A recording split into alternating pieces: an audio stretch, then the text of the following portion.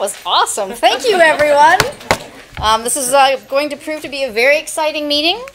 I'm going to call the meeting to order at 6:02, and I would like to recognize that this meeting is being held on the traditional territory of the Nanaimo people, but I don't think that I can say it better this time than to acknowledge that we have it kind of written in stone. So it is now on the wall, and I have to say that I'm thrilled about that. So I express gratitude to all the Indigenous people in our community and that we are able to work, live, and play on their traditional territories. Okay, it's going to be very exciting. Allow us to just go through a little bit of business and then we get to have some music, which is lovely. I am going to seek if there are any additions, deletions, or changes to the agenda. Seeing none, I'll seek a motion to approve the agenda. So moved by Trustee Brozovich and seconded by Trustee Robinson. All in favor? Great, it's passed. I'm also going to seek approval of the minutes of January 9th, 2019, moved by Trustee Barron, seconded by Trustee McKay. All in favor? Does I need to be back on that? Approved. Okay. We have some presentations tonight. We have a few people here. Hi. And it's going to start off with Frank J. Nail Elementary. We have a teacher, Deanne Delange. How do you say your last name? Delange. Oh, merci. Okay, I'll let you introduce your crew. This is a group of grade 5 students, and most of them have been playing guitar for less than 1 year. But they're very excited to come and share 2 songs with you. They're hoping they can sing along, and they're hoping that Mr. says on that. Yes, I will. Yes. Is Trustee Keller going to play with us? If you like. How about putting that? Putting Yes. Yes. Well, I think there's an extra guitar. As planned. We know the chords. Oh, yeah, we did get some music, didn't we? Yeah. I have flashcards. Oh, good. I kind of put them up in the right order. Oh, good. So. Is this my small? There we go. Perfect. Fantastic chairs. That worked out. So they'd like to start with 3 Little Birds.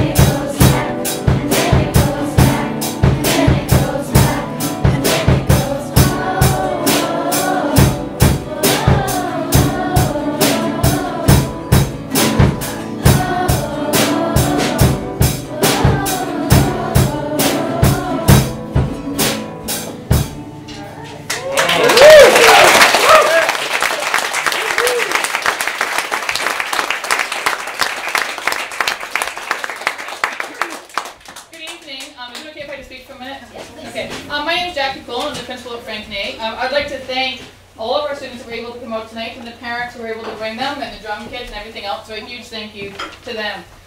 Ms. Lodge was hoping for the whole class of 29. I'm actually kind of glad.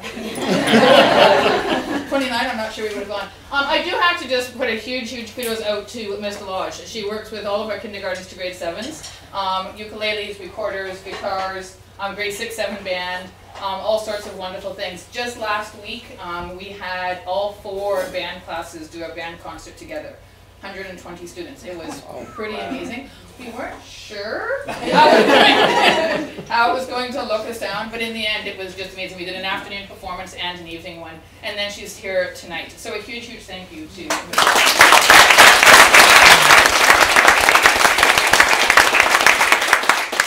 And then I do have to put a plug in, even though it is on a board meeting night, so I will apologize. We actually are one of the schools, are very fortunate this year to have Schools on Stage. So Schools on Stage is a partnership with the Port Theatre, so we have access to the Port Theatre stage. We are doing a spring concert with our entire school, kindergarten to grade 7, 420 students, on Wednesday, May So yes, it's a night the Chord Theatre could give us. I have to go with whatever they can give us. We're going to be calling it The Greatest Show. There will be guitars, there will be ukuleles, there will be all sorts of contemporary music. If there's any chance that any of the trustees, I know, you'd probably rather be here, but no, I'm just kidding. You'd much rather be at our show. It'll be fantastic. If you have a chance, you know, to be able to come out to it, then please know that you are invited and we're looking forward to it. So I'm sure it'll be a fantastic evening. So again, thank you so much for your time tonight. Trustee Bosworth. Will there be, is it only in the evening or is there an afternoon? We will be doing a daytime dress rehearsal, so I'll make sure that that information is out. But know that the dress rehearsal is a dress rehearsal. As we attempt to coordinate 415 It would still be an hours. opportunity for us to. Absolutely, Yeah. yes, for sure, yep. And I can make sure that information comes out. Thank you, I appreciate that. Okay, thank you again for the meeting, and well done. Fantastic.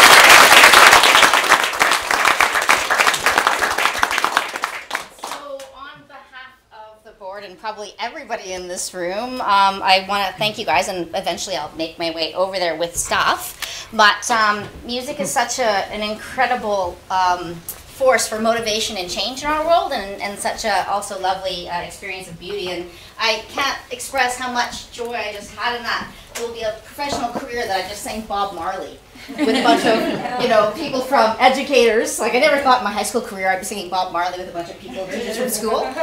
So thank you for giving that to me. The drummer, thank you for keeping us in time. This is for you here. And for all the guitar players, yes, and everyone.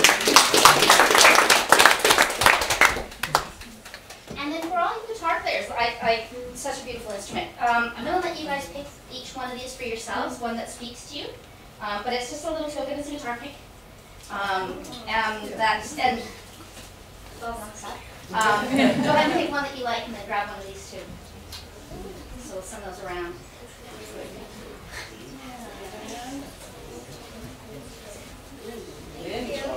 I should have drawn numbers, but who gets to go first?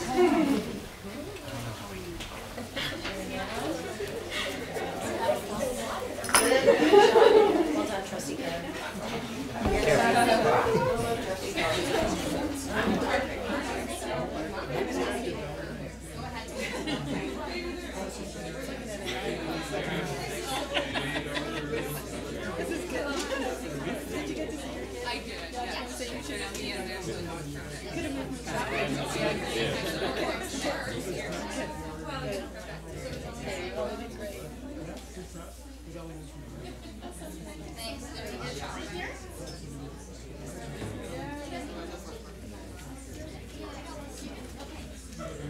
So, not sure how you guys will find your way out, but we'll give you guys a moment to pack up and you guys can Sure. fight your Thank way you very much. Thank you again, Karen. Thank you. I really appreciate it.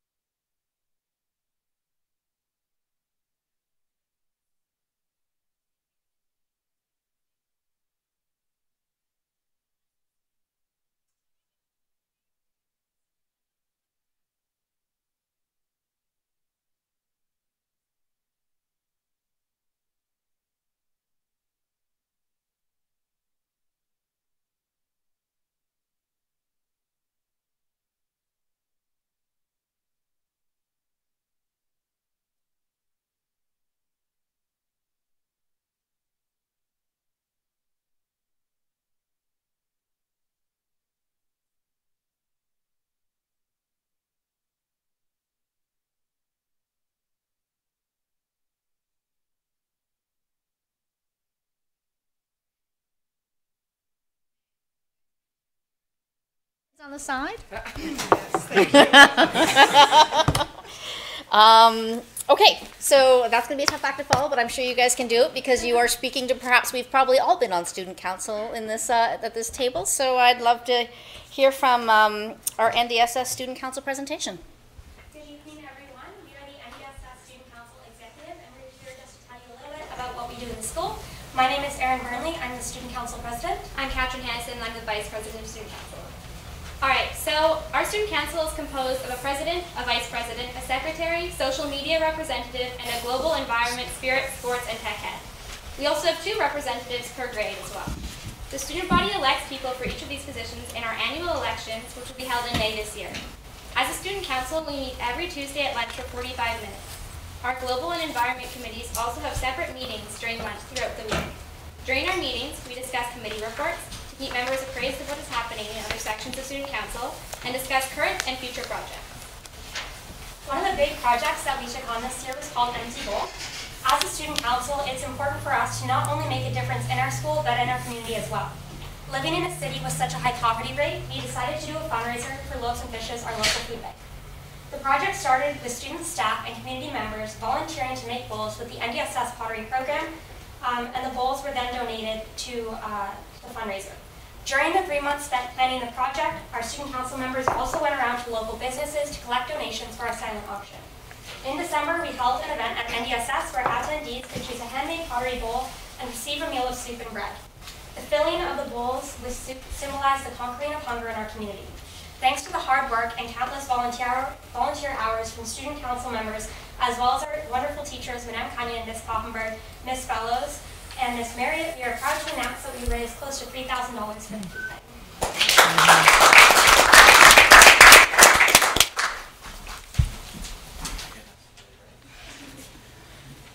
Good evening, my name is Morgan McPhee, and alongside Nico Carlson, I run our Spirit Committee.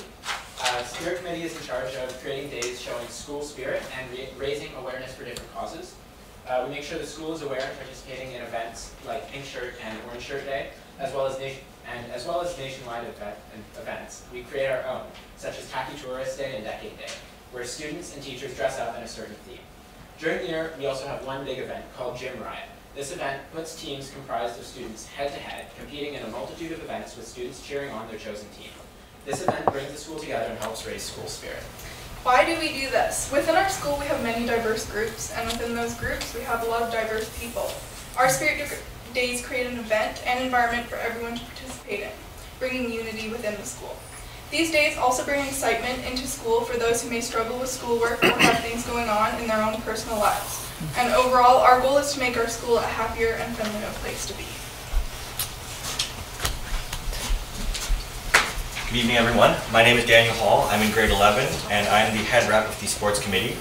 My committee's goal is to promote a healthy and active lifestyle among NDSS students and acknowledge our wonderful sports teams. So far this year, we've been able to organize 2 major events. One followed tradition from previous years, and the other started a new one we hope will last for many years. The first is our intramural league, so the photos on the left here.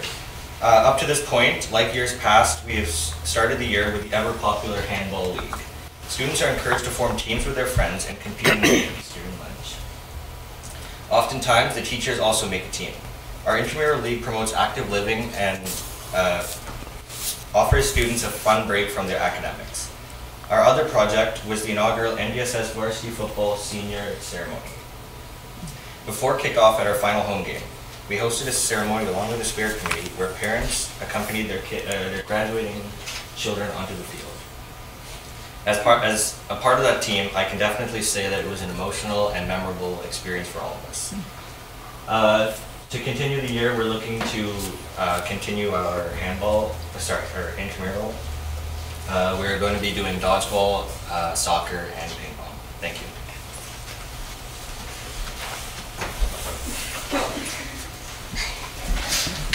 Hi, I'm Nicola McCall, and this is my co-head, Holly Turner, and we run the Environment Committee at NDSS.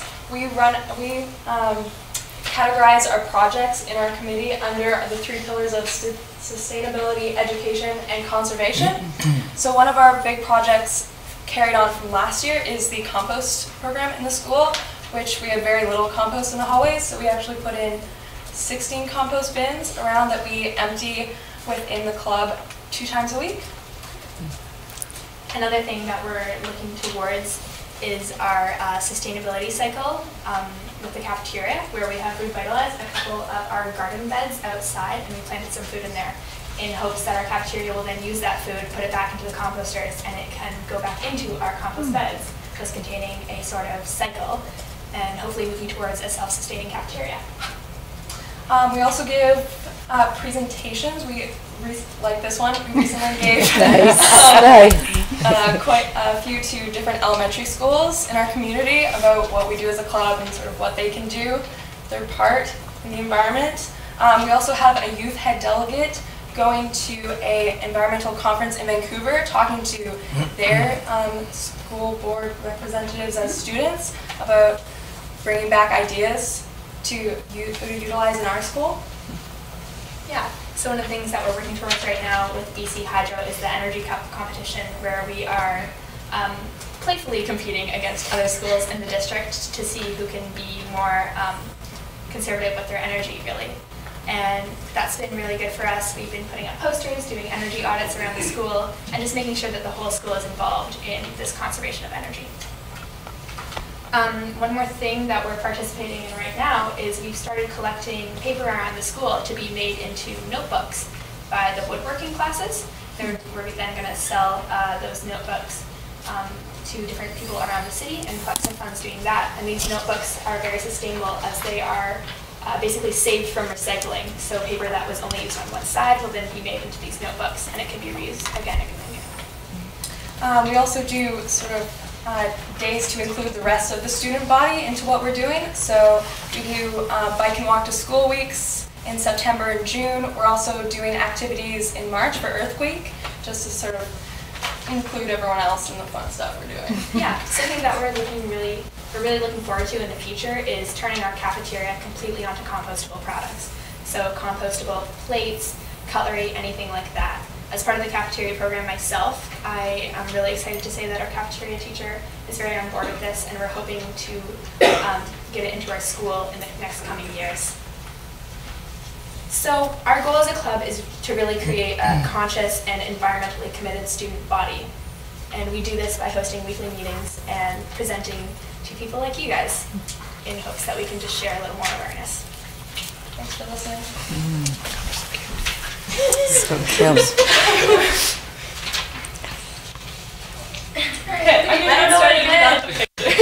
I'm sorry. Hello everyone, my name is Leslie and I run the Global Committee at NDSS. Our committee consists of members of all grade levels, and we are responsible for fundraising for different organizations, both in our global and local communities. Our big project this year is fundraising through We Villages for education in Ethiopia. We initiate fundraisers such as bake sales, warm drink sales, bottle drives, and coin drives. We also try to do holiday-related fundraisers like our chocolate and flower ballograms for Valentine's Day. We are also planning to participate in We Walk for Water, which is a global initiative that supports access to clean water. As we are high school students, the idea is that we will lead the elementary school students on the walk and demonstrate the importance of the event. In terms of working within the more local community, we often work with Loaves and Fishes, and this Halloween we participated in We Scare Hunger, which is a charity coin drive where all proceeds are donated to the Loaves and Fishes in the night. Before winter break, we also worked with Everyone Deserves a Smile, which is a local organization that makes care packages for those in need in the area. Those pictures were of Everyone Deserves a Smile. Our committee members were able to decorate the gift bags, make cards, collect donations, and pack the bags. We were also fortunate enough to be able to go out into the community, specifically to the New Hope Center and the Valley Lodge downtown, to deliver the bags. I found this to be a powerful opportunity, similarly I'm sure to the rest of the committee, because we got to see the impact our efforts were having on people firsthand. The Global Committee also works with the English Language Learner Group at NDSS. We try to help support the students who are new to the school and are just learning English through different activities which encourage communication between the English language learners and other students at the school. To date, we have done a pumpkin carving event, and we are planning to do other events such as curling and games nights. And I think that's really beneficial to establish a relationship between our committee and the ELL group because we can learn so much from each other just in terms of language and culture. Thank you. They're such good speakers, aren't they?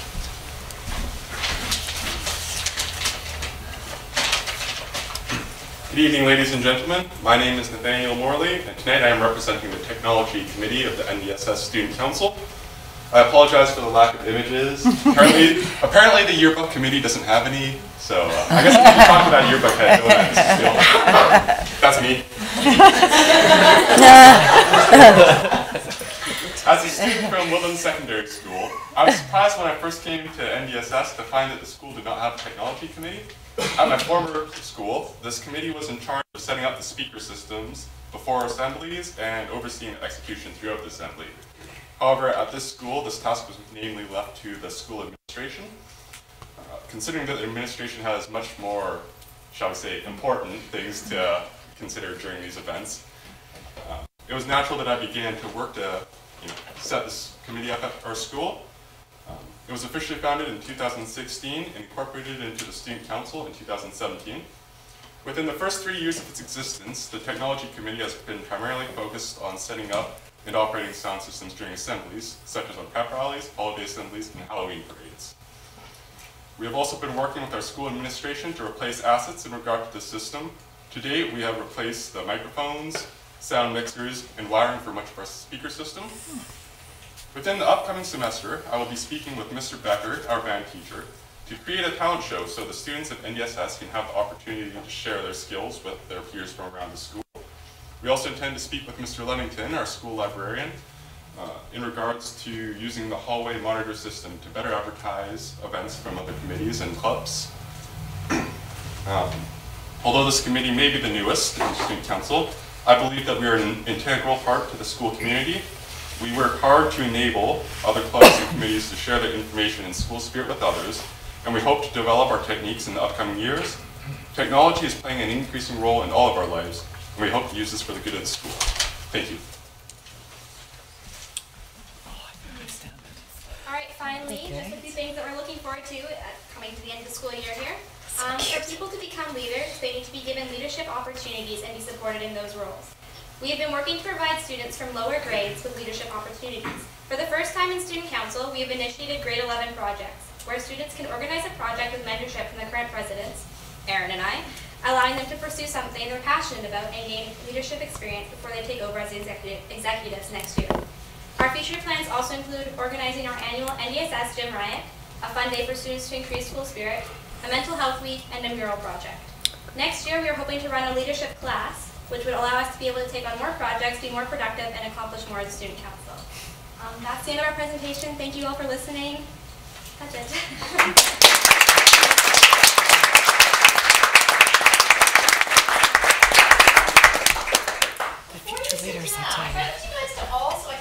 I know. Just am curious, I know we don't really have a lot of time for questions, but I'm sure that the trustees would like an opportunity to understand, like, that was an incredibly impressive array of skills and opportunities that you're bringing to your school and creating a lovely community. Like, it sounds like you're creating a well-functioning community at your school, and I have a deep appreciation for that. I see your principal nodding his head. Yes. Could you guys talk a little bit about how you plan to take all these, like, because they're unique, right? You're all uniquely using your interests and skills, and how do you see you taking these beyond NDSS? What would you think about having this impact your future? How do you see that playing a role in your life? Any of you? I think, like, the projects aside, I think it's just given us all really great leadership experience. So in terms of pursuing leadership opportunities in the future, I think this has given us a really solid foundation for that. In terms of the project, it's also, for me specifically, it's introduced me to a lot of things that I'm very passionate about, and I think that I'll continue to carry those passions and try and make an impact by maybe being involved with similar organizations or similar projects in the future, whether that be at university or when I'm older. Just to build on what Aaron said, it's a lot of work doing a lot of things we do, so it's taught me how to be efficient in my work and how to be super hardworking and plan things and be well organized. For me, I'm the newest member out of everyone here. But are we going down the line? Okay, so I don't know, like using time efficiently, and I've also got to spend a lot of time in different areas that I didn't have an opportunity to do, like volunteering, doing the Empty Bowl project and stuff like that, and it's also opened me up to our school community and seeing the division that we have and how we can bring everyone together. Okay. So building off what Erin said, just with the leadership stuff, I think that's really important and it's really helped me a lot. With my participation and leadership in Global specifically, I think it's really opened my eyes to like a lot of stuff that we don't really see, kind of different like, I don't know, cultures and places that people are in their lives. So I think it's really important to kind of keep that in mind as we're going about our lives, and I think I will keep that with me like as I move along and graduate and all of that stuff. I think it gives us this really special opportunity to not only see what's going on inside our school, but to create an impact on outside of school. And I think something that's unique about all the different parts of Student Council is, for me, Nicola especially, we run this subcommittee, which is mainly focused on environmental issues. So it's kind of developed this passion of, well, I'll speak for myself, but I would say our passion into environmental issues. And I think we've just learned so much from being in here, and it's very, very valuable. I agree with what Holly said. For me, the thing I appreciate most about the opportunity to run a committee is being able to talk to different people in my school that are in different grades that I otherwise wouldn't be able to talk to or wouldn't approach. So I just met so many people and talked to and collaborated with that I otherwise wouldn't have. Yeah, I don't really know what else there is to say. After 6 people all going over it, there isn't much left. But again, really, it's a really great leadership learning opportunity, right? Because as the head of a spirit committee, there isn't much you can do wrong. But there is a lot of opportunities for people to give you feedback on what you could do better, right? So I think this really has helped me develop my leadership skills like that. I think for me, obviously, like the sports committee, we're not necessarily making global change or environmental impact, but it is really cool to see students just kind of taking a break and relaxing from the stress of their academic lives and at lunch and stuff, and then especially the football game to see, you know, the true emotion, especially in a sport like football, where it's basically high school is the end of the road for it, and to see our players and our parents have that moment with each other was really special. I really think that most of what we do transcends the boundaries of school, of NDSS. I think that technology, the environment, building spirit, building global initiatives, I think that everything we do can be applied into our everyday lives. And I think that our Student Council experience has taught us all how to do that. And I think that going forward, I think the skills that we have learned in the Student Council has allowed us to, or has given us the tool set to do this in the future as well as the present. I agree, and I see a lot of nods, and wow, you guys are all very impressive. And yeah, I think I speak for everyone around this table that you are all incredible leaders and will continue to be incredible leaders, not in your community, but wherever you take those skills. As a former university professor, you all manifest what I've seen in highly successful students. So I'm sure whatever avenues you take, you'll go extremely far. So I'm impressed. And I love that you guys are also taking this to the lower grades. And some of you were taking, the Sustainability Club was taking it to the elementary schools. Thank you. I have incredible gratitude for that. So on behalf of us, I have a couple of thank yous for you as well. I also have a tip. I have it on good source that the superintendent of schools likes to be challenged to dodgeball games, was it? Remember that volleyball game that you surprised on us? Yes. So thank you, everyone, and it's lovely seeing you. Thank you again. I think I know some of your friendship class there, but it's really impressive. She's on fire today. Thank you very much. And you have challenges very well. You just roll with it. That's a really good skill. Also, I apologize for messing up the text. It's on me. Maybe you should have talked about it. You have a community hat for this for a reason. Yeah, there we go. Thank you. Thank you very much. Have a good night, everyone. Thank you.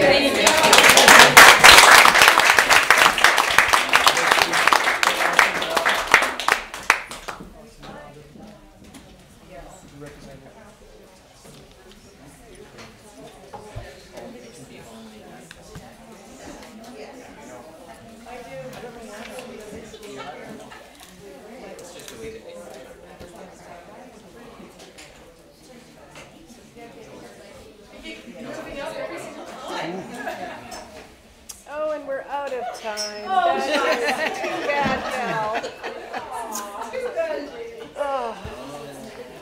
And perhaps I should acknowledge the fact that students that, you know, we have the principal of NDSS, and so you're obviously doing something right when you have such an incredible, bright group of students that come to us, so thank you. Well, the teacher that oversees them, Madame Penning, couldn't be here today, so they knew they could introduce themselves and do all that. Okay. This is just a small sample of them. There's over 45 kids on the student council, so you know, these guys are the exec representing them, and yeah, we're proud of them. They're great.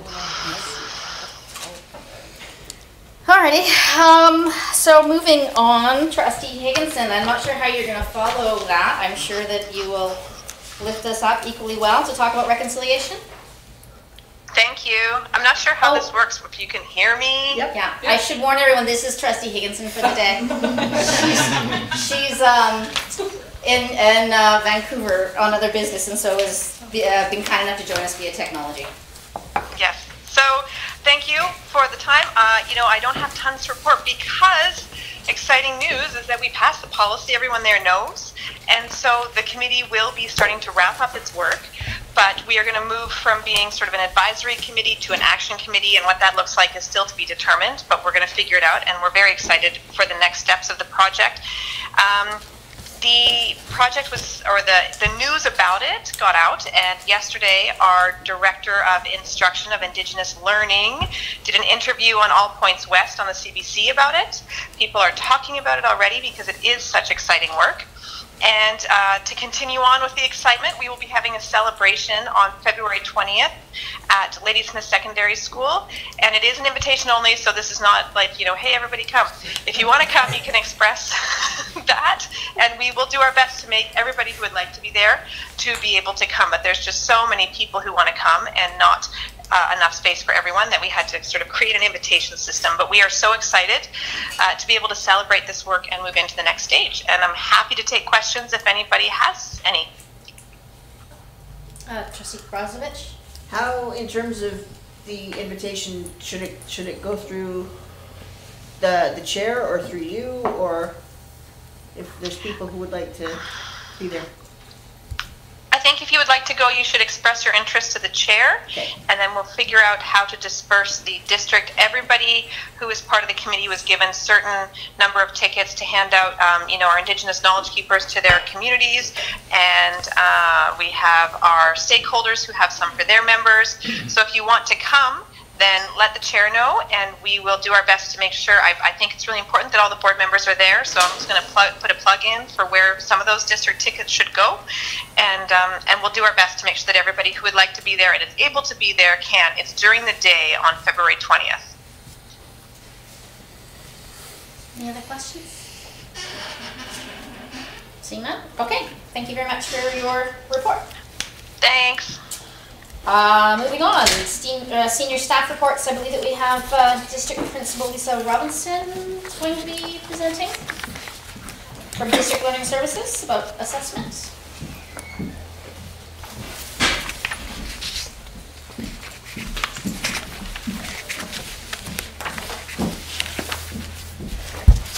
This is in our package on page 15.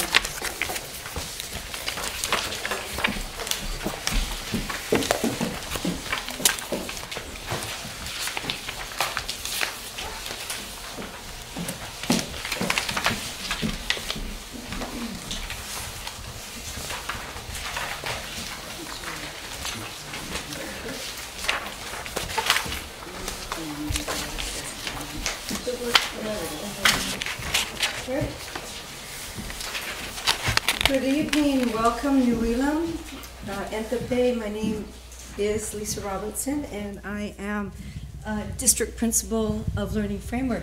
And I thought I'd take this opportunity to quickly tell you a little bit about myself and what I do here. I often get asked that question. So I've been in the district since 1992. And have been in administration since 2001. I've worked in a variety of schools, Dover Bay, Woodlands, Wellington, Cinnabar, Uplands, and NDSS. It's a pleasure to work in this district, and I work with amazing people. My role, presently, I'm District Principal of Learning Framework, and some of the things that I do are teacher and EA practicums. I help with orientation, recruitment, onboarding of teachers and hiring of teachers. I support teachers and principals around the learning framework and provide opportunities such as websites and onboarding activities and ProDs. And I work directly with HR, IT, communications, district coordinators, as well as our community partners. And it's a delight to be here tonight. So, I'm here to talk about assessment in NLPS. Oh, that's fancy. So why I'm here is there was a question around FSA participation rates. So I thought that I would take this opportunity to share with you a little bit about what the FSA is, the Foundation Skills Assessment, talk about the participation rates, and share some results with you. First of all, we have a ministerial order around student learning and assessment, and we have a responsibility to ensure that we inform and educate parents, that assessments are administered, supervised, and completed, and that data is shared with school, parents, and guardian.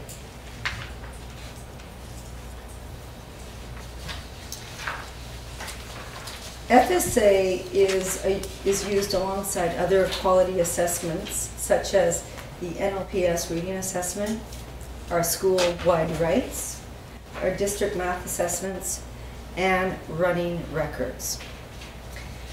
With the Foundation Skills Assessments, actually I want to just go back quickly, sorry, I missed something. Around the ministerial order, I need to tell you that we have a district team that prepares for the delivery of the Foundation Skills Assessment. So we create a communication plan, we work on the implementation and delivery of the FSA, as well as around data collection. So it's a very thorough plan. Our Foundation Skills is used alongside other quality assessments that I just talked about.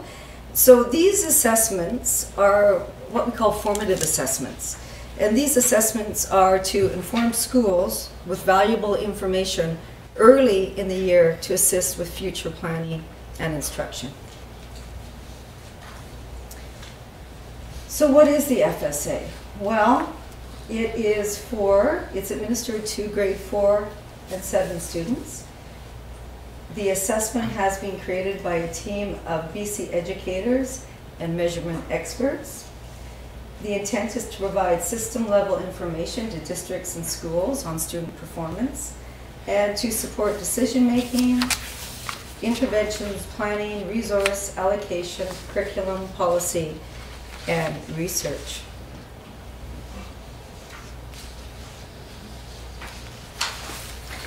I want to break down FSA a little bit more for you because there has been some changes over the past few years, and I'm not sure if you're aware of that or not. So as of last year, the Foundation Skills Assessment has been revised. And I just want to highlight a little bit about the revisions. It used to be delivered late in the spring. It is now delivered in the fall, at the beginning of October. Like I said earlier, it's for grade 4 and grade 7 students. And the intent is to assess grade 3 and grade 6 numeracy and literacy skills such as reading and writing. So it targets reading, writing, and numeracy early in the year so schools can respond earlier to interventions for our students. It aligns with the revised curriculum, and online results are shared immediately to schools, and our marking remains at the local level.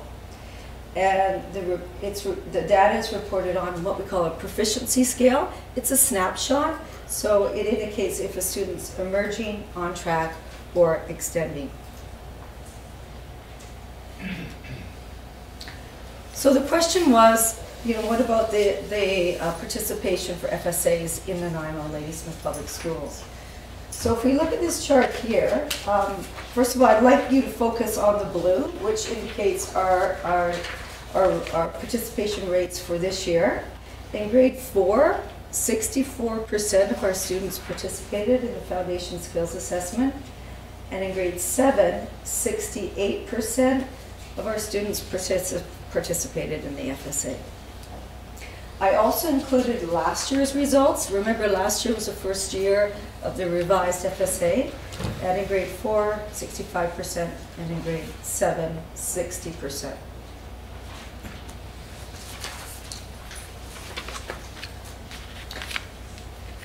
So the next question may be, how do we compare to the overall participation rates for the province? So if you look at these scales at the top, this is grade 4, and we hit the mark 64%. So we hit the range of 50 to 69%. That's where we're at. We have 60 districts in our province. So we're about at the bottom middle, where 22 out of 60 have 90 to 100% participation. That's the top green area. And 42 out of 60 in our district have 70% or greater participation. So we're just a little bit below that. And then similar to below for grade 7.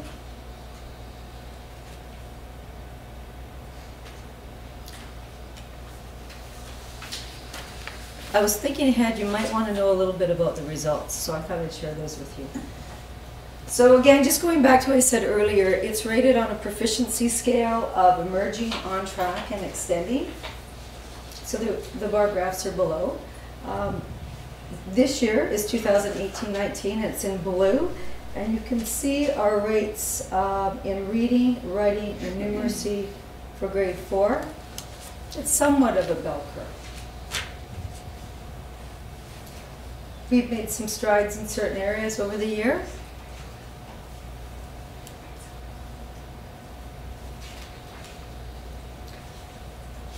And again, for grade 7, our blue is for this year, and our orange is for last year.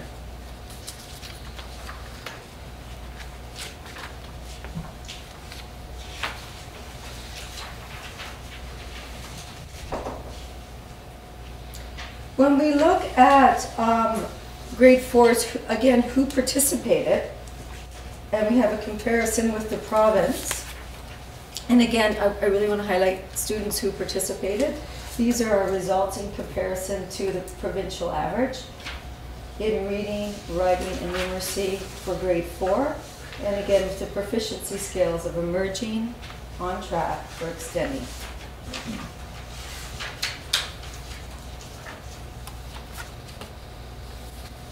So, highlighting the middle, we're a little bit lower than the provincial average.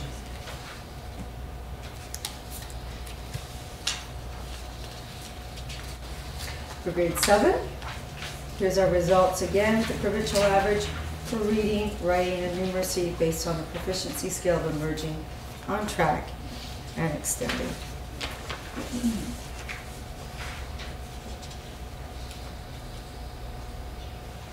So what I want to say in closing is I've shared some information quite quickly with you about participation rates and about the results. But ultimately, this FSA is a new revised assessment. It's part of many local quality assessments that we use to inform instruction. It's designed to provide school staff and districts with snapshot data to inform teaching and learning and guide instructional practice. And this data encourages conversation and inquiry about instruction and assessment with the intention of creating success for our students. So in closing, do we have any questions or thoughts? I'm sure we'll have a few. And hopefully I can answer them. Trustee Keller? Thank you, through the chair. Just looking at the charts, and it seems like a little bit more than just a small difference between what we're seeing in the district and the provincial average. We're looking at 30 some odd % difference. Do you have any suggestions as to like why this may be happening? And what?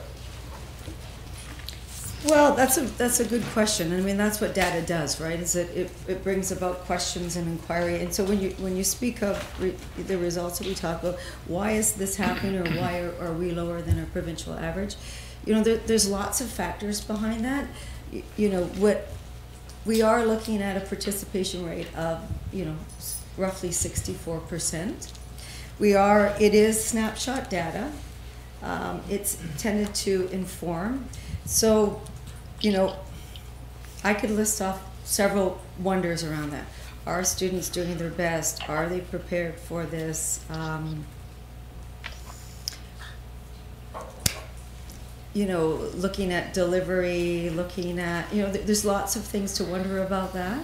And that's what drives us, you know, and what can we put in place to support our learners if, in fact, you know, this data is the best data that we can go by. What can we put in place to support our learners?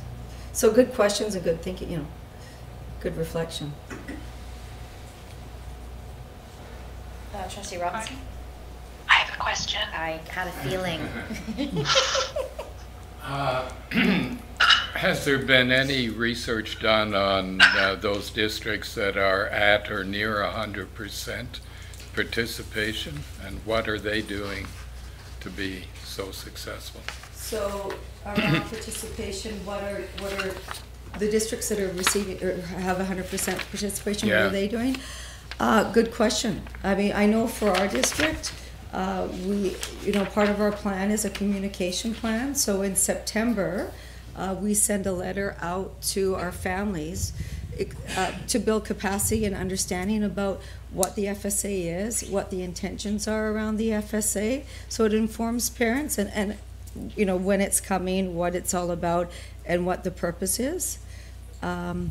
So that's the piece we do. At the same time, and we're very transparent with our local union around that communication plan, but at the same time, a letter goes home from our NDTA on behalf of the BCTF with their perspective around the FSA.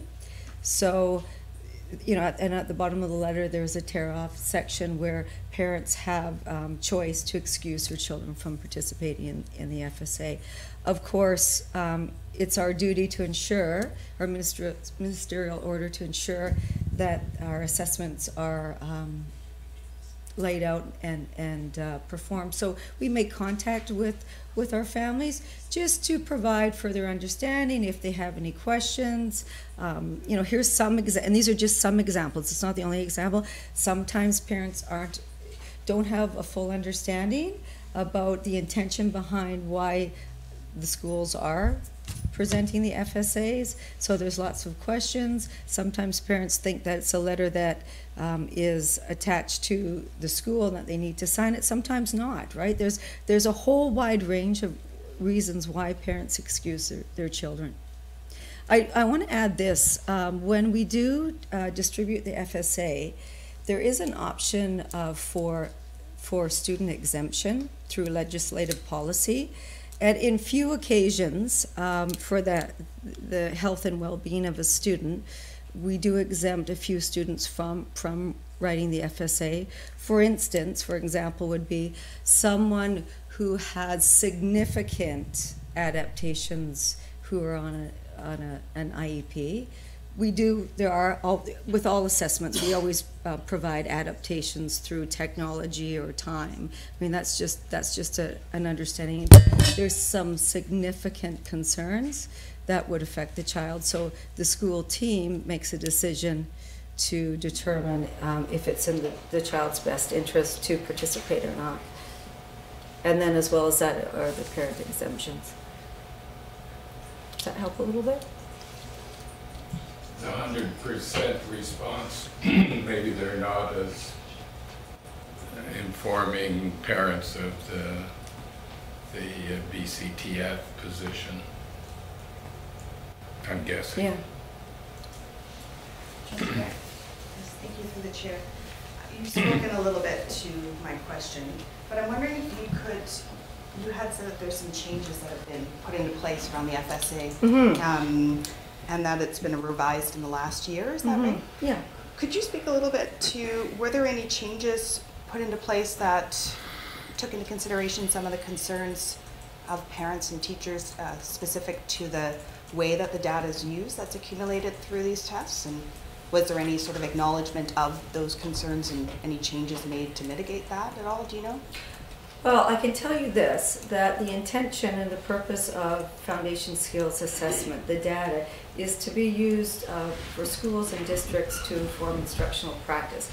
And because of the new changes with the assessments happening at the very beginning of the year, the intention is that we've got that data so we can meet during, for instance, PLC times to look at results to inform us to target interventions around reading, writing, and numeracy to support our learners. That's the intention of data to be used for FSA. Of course. So okay, I guess just to follow up on that, so the intention perhaps is being clarified, but there has been no changes to how the data is used specifically? I guess maybe could you speak to how the data is used? Maybe that might be more my question. Well, so schools receive what we call raw results. Right. So it's the result. So school principals receive that, and it's used for inquiry to assess where students are at. Okay. Right around instruction and learning. Yes. Thank you. Through the chair. So the elephant in the room is what the Fraser Institute does with these results, and of course they rank schools.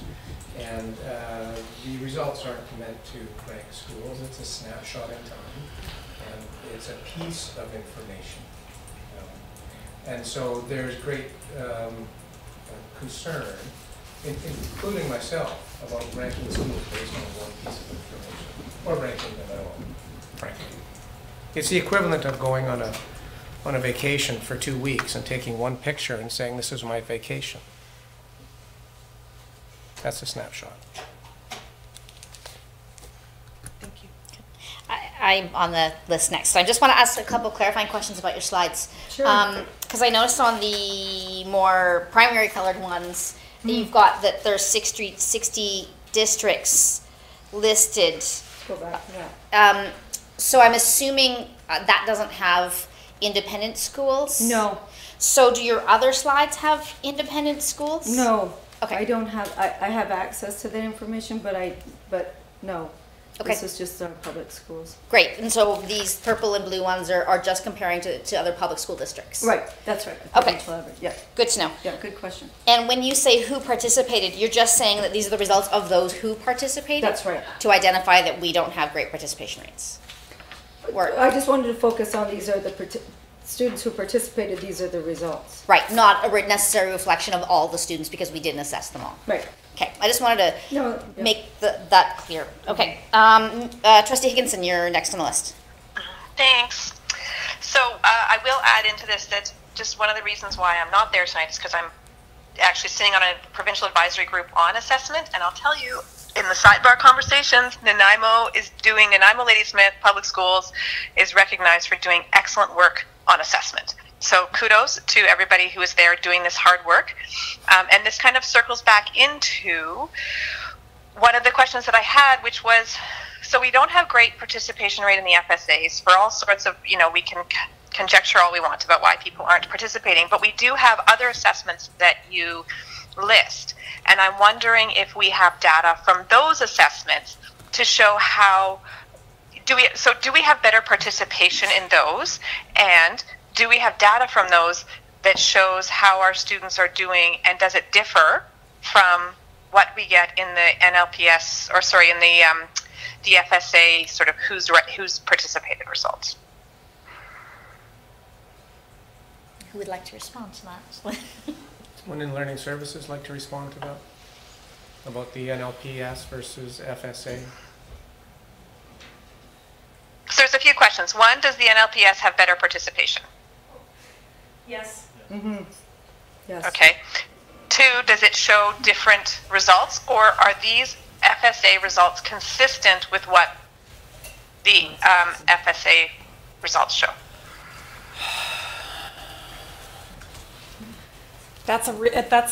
it's going to be a very narrow snapshot because we're only looking at 2 grades, right? And you're looking at probably just reading comprehension. Basically, the only kind of the 2 points where they align. And they show similar sort of results. There's no major discrepancies, but it's such a small snapshot of measurement. We're only looking at 2 grade levels with 1 area of the curriculum.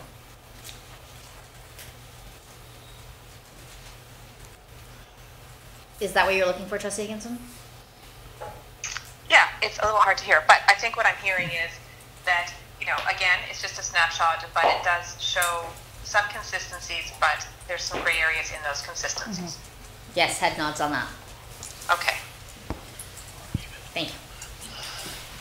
Trustee McKay. Thank you.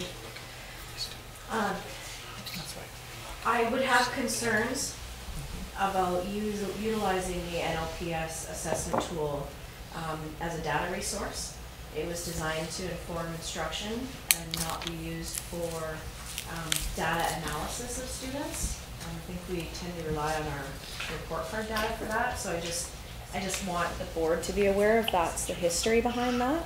I think it's a really important factor that it was designed to inform teaching practices, not assess where our kids are at, per se. My question is, through the chair to the presenter, perhaps Learning Services, can you provide an update to the board, perhaps in April, around the report card data on these areas that we test in FSA, based on the report cards that are about to come out at the end of this week for elementary? Because I think that would perhaps speak more to how our kids are doing.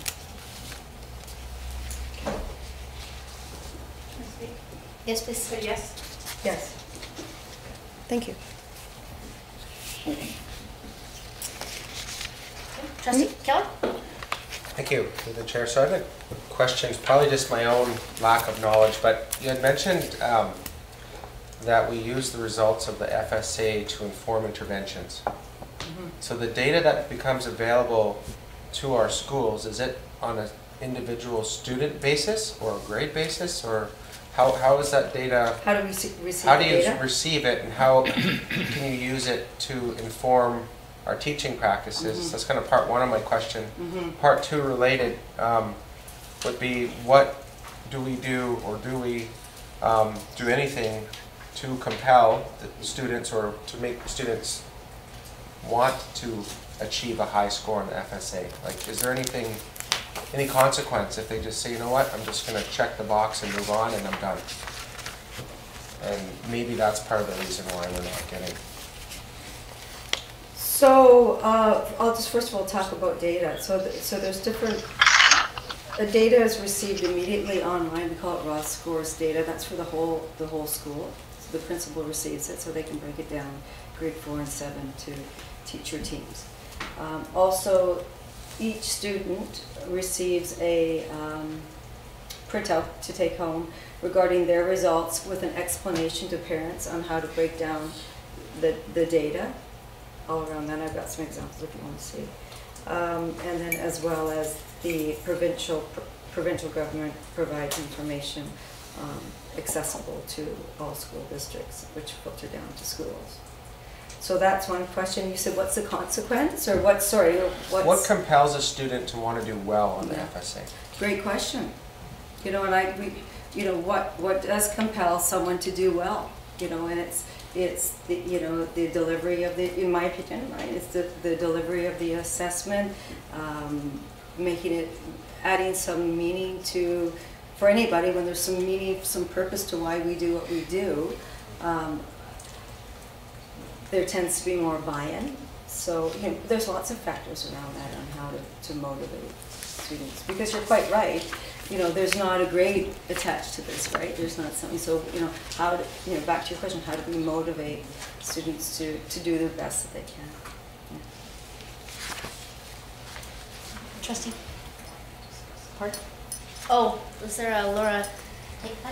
Say something. I just want to reinforce that. The FSA being placed at the beginning of the school year, as well as our NLPS assessments, They're not tests like we traditionally think of a test and then performing on a test and looking for a grade and being motivated to do better necessarily. We really want to emphasize that these are snippets and information gathering for teachers to inform their instruction practice so they can meet the needs of the kids that they have in front of them at that time, versus a summative assessment where we, you know, and even the summative assessments like a testing kind of scenario we are moving away from a little bit more, particularly at elementary. So just want to emphasize that the purpose of the FSA and our NLP assessments, for example, the FSA is actually, the content is the end of grade 3 and end of grade 6 when they're in 4 and 7, and the NLPS reading assessment are end of year targets. So they're all at the beginning, all the scores, if you will, are going to appear to be really low. It's not, but that's not what we're looking at. We're looking at the skills that we need to teach. It's just identifying for the teacher, here's the skill set of the skills that we need to teach moving forward. And those formative assessments are for teachers. It informs them. It's not about the summative piece. Are there any other questions that I? Yes, I believe Trustee Barron was on the list. Yes, I've had some of my questions answered as we're going along. Thank you through the chair. Just need to narrow down which one is most important to me here. Maybe I'll come back around. Sorry. Okay. Yeah. I will step up. I like graphs. I'm trying to understand this graph. So when I look at the purple and blue ones, yes. 2 questions. One, I just want to clarify that we are still talking about the FSAs here. Just because of the title, I want to make sure that we're not. There's the NLPS reading assessment. This is the NLPS FSA results. Oh, I see what you're saying. Yes. Okay. FSA. Just to be explicit. Yeah. And then when I look at the bar graphs, I want to understand why they don't add up to 100%. So if we look at reading, for example, and we look at the NLPS numbers. Purple and blue, sorry? Yeah, the blue. I am trying to understand what these numbers mean. I assumed that they were the percentage of students that existed in those categories. Within the participation,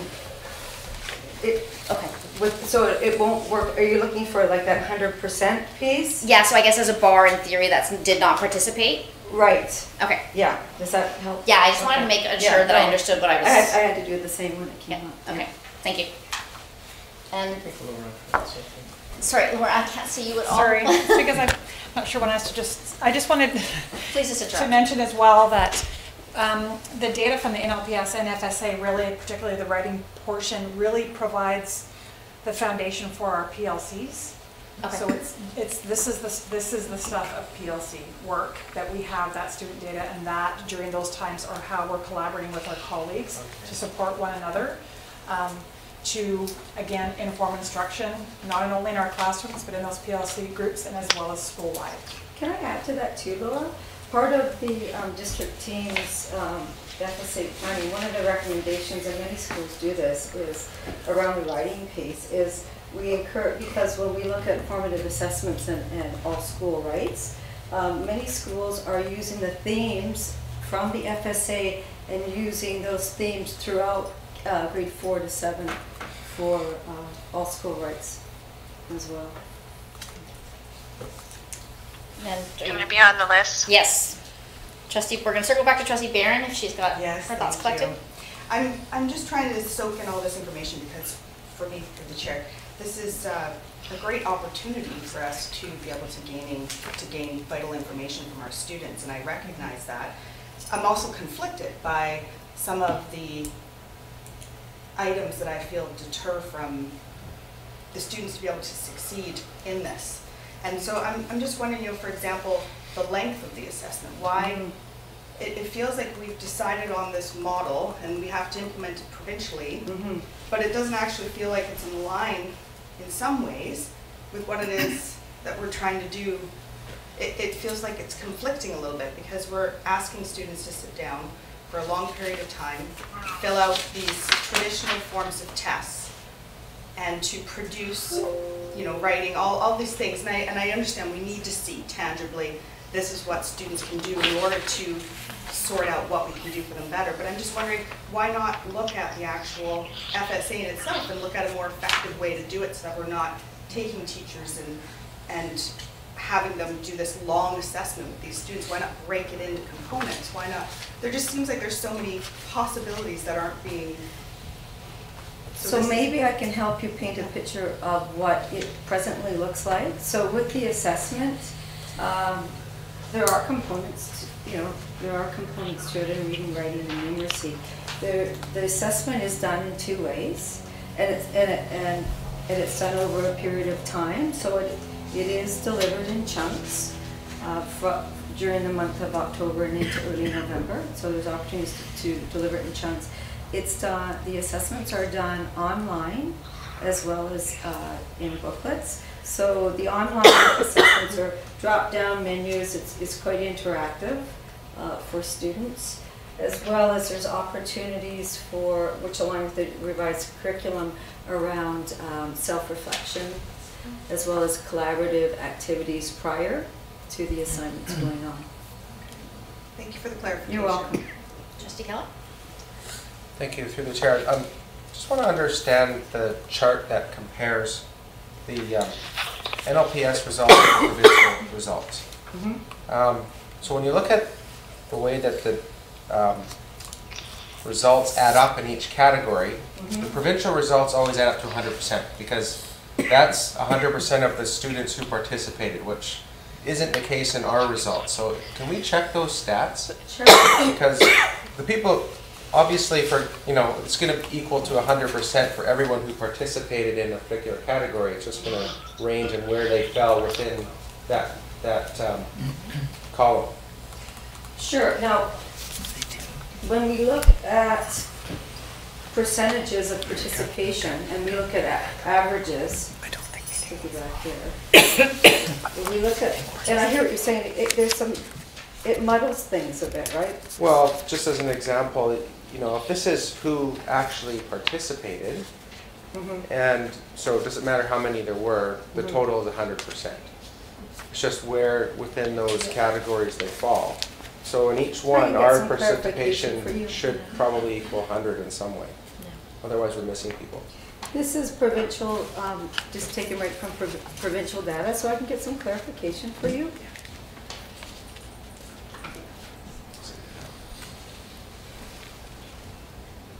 Any other questions? Yes, I think we had Trustee Higginson again. Yeah, hi. So I just want to follow up quickly on what Trustee Barron was saying, and I think that your reflection of what the FSA, your impression of what it is actually kind of what it used to be.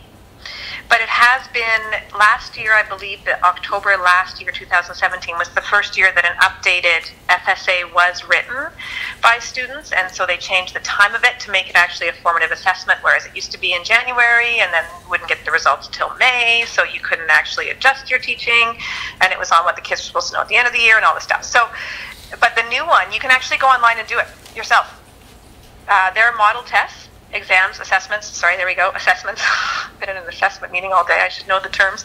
But so you can go online and do one yourself and see the updated version of it. And it was actually, there were educators, BCTF members at the table who were part of writing and designing this assessment. At the end of the day, one of the reasons why the BCTF walked away from supporting the new updated version of the FSA has to do with the issue of how the data is used and an inability so far to find a way to mask it. And I think we've all expressed a discomfort, including our own superintendent, with the fact that this data is used to rank schools. And I think that if we actually scratch the surface a little bit on who's not participating and why, we might find that it is families who are, or some of our participants are not participating because they do have an objection to the use of their child's learning data being used to rank schools. And that brings me back around to, have we done any analysis of who's not writing? Do we know who's not participating and why? Or is it just... Okay. Yes, no, please, we'd love to hear. I have a little bit, but I just want to say this. It's a snapshot piece of information because I thought this question may come up. So I'm just going to go ahead to, I took some sample sizes. Actually, last year, I'll just give you a little history. Last year, I had some curiosity from the data myself. So I looked at a couple of schools, and and looked at the results of the participation of who didn't participate, and broke it down to the students who were excused by their parents, and looked at report card results. And it was interesting to me, the results I received. So I thought, I'm going to do the same this year. And I chose 3 schools. So can I share that with you? And again, this is just my research. Excuse my other graphs. Okay, so this isn't provincial data. This is just exploring and wonder. I like, data gets us curious. So school number 1, when we look at the grade 4, there is on the left, I'm looking at the left, there's 75, at one school there was 75% participation, 25% non-participation. So I took that 25% and inquired, out of that 25%, what do we have? So 83% of the students were parent excused, and 17% of the students were school exempt, chosen by school team. So then I looked at that 83% of parent excused and got information from the latest report cards that were issued at the end of January. And I aligned it with the proficiency scales of the FSA. And you'll see that the students who did not participate were receiving, 80% of those students were receiving on track or extending on the report cards in reading, writing, and numeracy, and 20% were receiving emerging. So that's school number 1, grade 4. School number 1, grade 7, 73% participation, 27% non. Out of that 27% non, 91% were parent excused, and 9% were school exempted based on school team improvements. When I looked at that 91% report card data, 100% received on track or extending on the report. I'll move on to school 2. School 2, grade 4 participation. I'll move a little faster, I know. But a much better presentation. This is fascinating. Good. Grade 4, the school did non-participation. 18% non-participation. Out of that 18%, 100% were parent excused. 80% received on track or extending on the report cards. School number 2, grade 7, 21% non. Out of that 21%, 86% were parent excused. As report card data, 83% were receiving on track or extending. Lastly, and I promise these are the last 2 graphs, grade 3, grade 4, 35% non-participation, 71%, that's flipped actually, sorry, 71% were parent excused, 29% school exempt. So out of the 71% parent excused, 75% were on track or extending. So there are some themes, but these are just 3 schools. I am not representing the district, and grade 7, 41% non, and then it was a 60-40, 60% parent excused, with 83% were receiving on track or extending on the report cards. Trustee Higginson, I'm trying to send you pictures of this. Do you have these slides? Are these included in the map? They're not, but I can include them for you. Yeah. Just so you can try to understand. Just so you know that. I appreciate that. Yeah. Thank you. I'm missing some, but just so you get some. I think what I heard, though, was that the students who aren't participating are doing really well. On the report cards. On their report cards. Yeah. Sorry, that was. No, that's okay. I just. Okay. Which is interesting.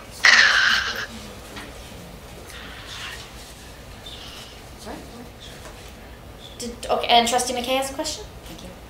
Thank you. It's more a comment through the chair to Ms. Robinson. Thank you for qualifying the data around those missing students, per se, from the FSA, because I think it speaks to what we all suspected, but I appreciate the fact that you put that effort into looking at that before you asked. So thank you for that. Thanks. I'll piggyback on that since there's no one on our speakers list. I also appreciate this additional exploration into the data because it explains that missing piece. I know I would like to, speaking of bell curves, would like maybe when next time you do this, if you could separate the on track and extending, it would be really interesting to see what that pattern looks like. If we have a disproportionate number of extending, for example, then would be consistent with a bell curve. I think that would be really useful information. That's good feedback. Thank you. Can I add something? Yes. You may have just said this, but you talk in data talk. Sorry. And like super nerdy PhD talk. So I think that what Trustee Keller hit on is really important. That when we have the data, because people glom onto this stuff, and I hate the comparisons, and we just talked about, not having data being ranked and all this stuff, but when you look at the slides that compare NLPS to the province, they're not comparisons. I don't know, I can't think of a better word right now, but the fact that we have 100% and then the 62% or whatever it is, 63%, means that there's going to be, the differences are disproportionate. Yeah. And I think it would be really great to redo this so that this information is not utilized by our public as an example when it's very misleading information. I understand why it's like this, but I think that we've identified a gap in that data that we need to try and find a better way to show where we actually sit as opposed to this, because this is it's misleading data, I think. Thank you. Trustee Barron? Thank you through the chair. I really appreciate you bringing this information forward, and I appreciate the opportunity for us to have this discussion because I know there's a lot of, just for myself, thank you for the clarification, Trustee Higginson, around the change to the delivery and structure of the FSA over the last year. But this is information that is often misunderstood amongst all of us that are wanting the same thing, which is to have ways to be able to track how our students are doing and to be able to use that information to move forward. So I appreciate the opportunity to have this conversation around how the FSA is evolving to better suit our students. So thank you. Yeah. Thank you. Thank you. And I'm sure I'm going to assume I speak for all the other trustees, and if we could get those slides sent to us just in case, because I think rounds out the story, and I think that's a really important piece. So I would appreciate that. Thank you.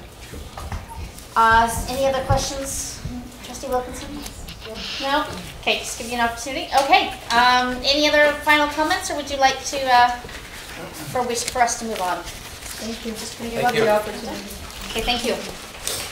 Okay, new staff presentation from Department of Learning Services. We have Val Martineau and Steve Holbrook.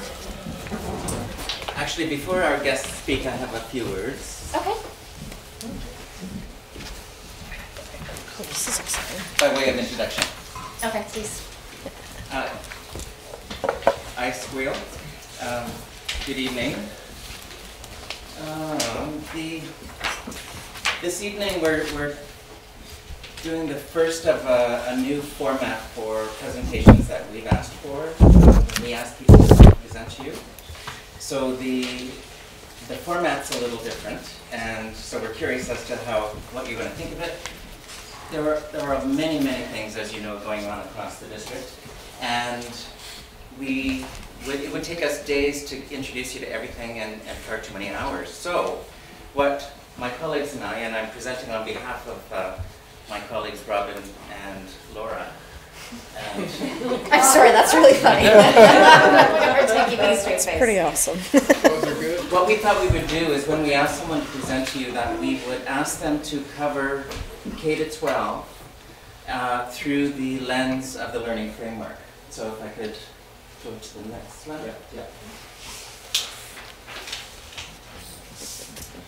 So our new format is holistic across K-12, and we wanted it to be strategic and aligned to the work that we're doing. So it's quite a challenge for our presenters tonight, so I just want to kind of lead into it. So we want them to align with board goals.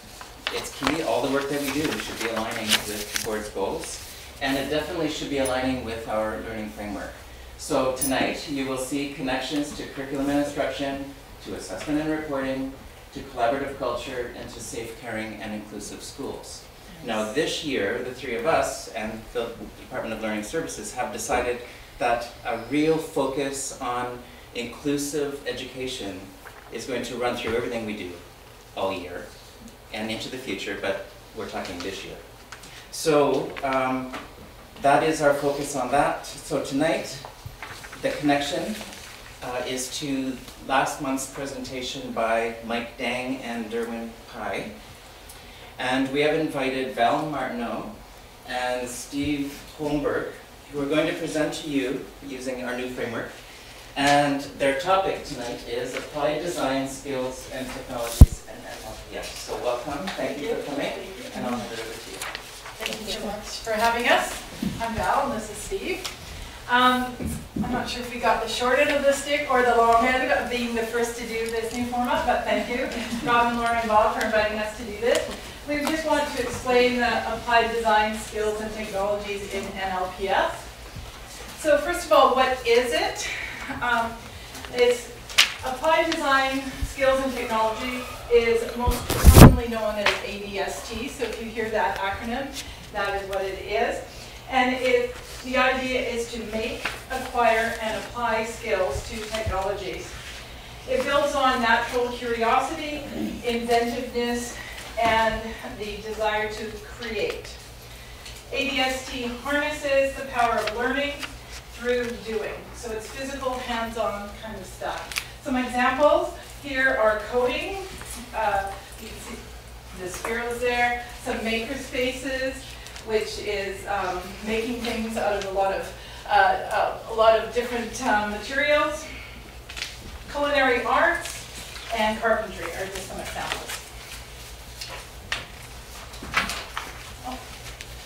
So what Bob was saying is we are going to look at ADST through the learning framework with the inclusive practices as our warm blanket around everything. So we're going to start with the curriculum and instruction. You're going to have you do that. Starting with our kindergartens to grade 3s, the big ideas is curiosity through play using technology. So introducing them to technologies through play and curiosity. Currently right now, things like B-Bots or things like unplugged activities is able to do that in our kindergarten to grade 3. Grades 4 to 7, they start getting a little more complex, understanding the design thinking process, starting to build empathy towards the end user, and building on complex tasks and using multiple technologies. And by high school, they get a wide variety, so it's not just technology-based, they get a wide variety of options to show their ADST learning. Business ed, home ec, information and communication, and technology. So once again, my name is Steve Holmberg. I'm going to talk a little bit about the assessment piece. So the assessment has shifted a great deal with the redesigned curriculum. So we want to know where learners are at, where they're going, and where they've been. So what we've done with our ADST curriculum is we've designed rubrics or ways to assess kids in the moment. So what you see here is the design thinking cycle, which is embedded in applied design skills and technologies, and how it aligns with our core competencies: the personal, social, the thinking, and the communicating and documenting.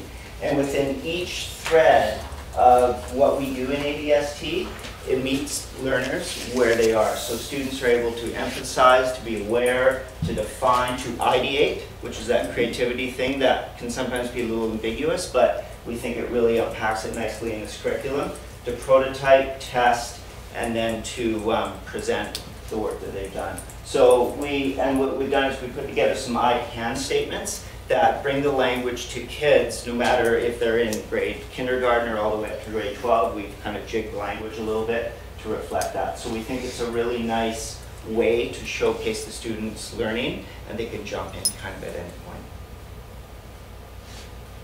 What we've done in our collaborative culture is we built a design thinking team that is made up of secondary teachers, elementary teachers, and Steve and myself, who are both elementary teachers. And what this goal of this team is is to create a K-12 scope and sequence of learning of ADST pedagogy, so that when students move from school to school, they're not going to have a gap, so that they have a consistent learning pedagogy throughout K-12. Our purpose is for consistency and for better understanding and building capacity throughout the district. We're also using the design thinking model as part of our ADSD, and Steve just went over that with the assessment. So this is the design thinking model that we're using.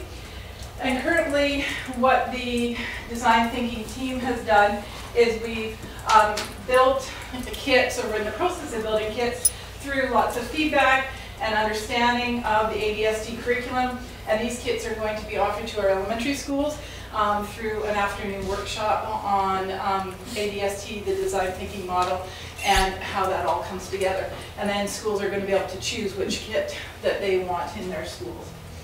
And at secondary schools, we have a secondary rep from all our schools, and they have chosen certain resources. So they chose like tools, hammers and nails and different things.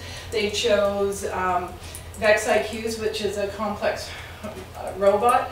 So all our schools, high schools, got those tools, and then the members of our design thinking team are building capacity within their school with those things. So within this Applied Design Skills and Technologies curriculum, we're seeing an interesting pivot. Traditionally, in the technology side of this curriculum, we've generally seen mostly males and boys involved in coding, technology, working on laptops. But because of the different tools that we use within this curriculum, we're seeing a lot of access and a lot of entry points for girls and females using this curriculum. Not only is it's not just the technologies, the computers and that sort of thing that we're using with them, but the building, the creating and the ideating. When I speak to kids in schools about, why was this activity so fun, what did you do? It's that creativity piece that I think is pulling in all our genders. Just wait. And some people might be wondering what a VexIQ is. These girls are grade 11 students from Dover, and they're working actually on a VexIQ at the, we had a robotics district-wide competition held at Wellington, and they were one of the teams. Another great piece of this curriculum is it really harmoniously weaves throughout all subjects, and it's a great way to differentiate learning across the curriculum. So with the different tools we use, that design thinking cycle that has entry points for defining and ideating and creating and prototyping and testing, using hands-on learning, but also creative learning with individually, it's a great way to differentiate for the classroom, so there's entry points and access for all types of learners. So what does ADST look like in our schools? This is a student using Scratch programming to program a Sphero. This is a Sphero. It's a robot that you can program, and that's an intermediate student using that. So this is a high school drafting economics class using 3D mock-ups on computers to design. So students had to design their own homes and streets and be creative about that. So every project looked different. It wasn't a one-size-fits-all. This is an unplugged challenge. It's a design thinking challenge in a drafting class. I love this one. They kind of look like worksheets, but really what they are is planning templates in a high school foods class. And you can't really see it here, but what the teacher has done is she's used that design thinking language, which is deeply embedded in the Applied Design Skills and Technology curriculum, to have kids think a little bit differently and more creatively about what they're doing in foods. So they're sharing, they're ideating, they're testing. Much, if you make some cookies and they don't taste that well the first time, you test and you prototype and you do it again. So it brings that language in, and it provides a scaffolded and systematic way to learn. And she's created a rubric on that too. This is Aaron Bruce. He is a teacher at NDSS. So he's going to explain it a little better than we will. I'm Aaron Bruce. ESS. So this is part of the ASD curriculum. Today we're not just on the computers, we're doing lots of prototyping. They're doing a design challenge where they have to fold a piece of paper and have to hold a stack of textbooks off the ground, as many as they can. So they'll do a bunch of different prototypes. They'll test, they'll see what's working, they'll look at other people's designs, try to steal ideas. And yeah, the students love it, as you can hear. Oh, the tips of the stacking, stacking straight. So 12. Well, You have one piece of paper to stack 12 books on top of it. Thanks for having us. Oh, no, we're not done yet. No, we have a design thinking challenge for you. We ask that the next time you go or in your schools, that you ask what is happening in applied design skills and technologies and how they're doing. Yeah. Hey, Seneca. Before, I introduced them, but I didn't tell you what their titles were, so I'm going to do that before we go into questions. So Val is a learning coordinator, and her area is virtual library and Techquity. Right. And Steve is a learning coordinator, and his area is ed tech and design. Did I get that right? Yeah. Yeah. So Techquity is, Laura and I went to a conference, and they used that, the whole guest speaker used that often, and it's about bringing access to technology in an equitable way across the district. It's great.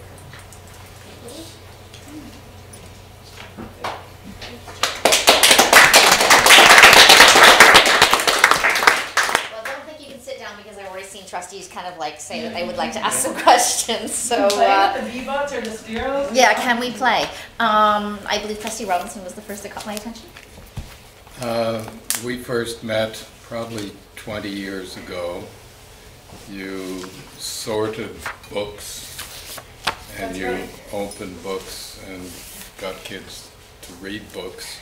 Did that librarian have any idea where you were going? Could you describe that trip? Right. So what Trustee Robinson is referring to is I was a grade 6-7 classroom teacher, then I became a teacher librarian, and now I'm in the role that I'm currently in. No, the role has certainly changed, and the role of the teacher librarian has also changed to really involve technology, but embedding it as a tool for learning. So it's just one more resource in our arsenal of resources. So, yeah, no, you never would have guessed that that long ago. How challenging is it for teachers to make that role? I mean, we're demanding that of all our teachers today. Well, I think it's like anything, Some are really comfortable with it, and some are having challenges with it. So we're here to support. We're here to help build capacity. We're here to share anything we possibly can. But so I think there's growth, and I think there's building capacity. But I still think there's room to grow. Thank you for your growth.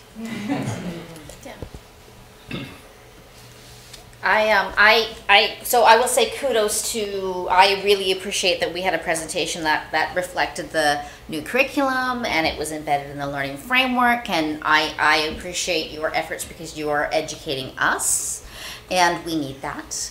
And I was challenged but able to follow along, so I appreciate that. You aimed it well. It's nice scaffolding. So I do, however, I think, Steve, I think I heard you touch on inclusivity a bit, and so I'm wondering if you can kind of enlighten me a little bit about how,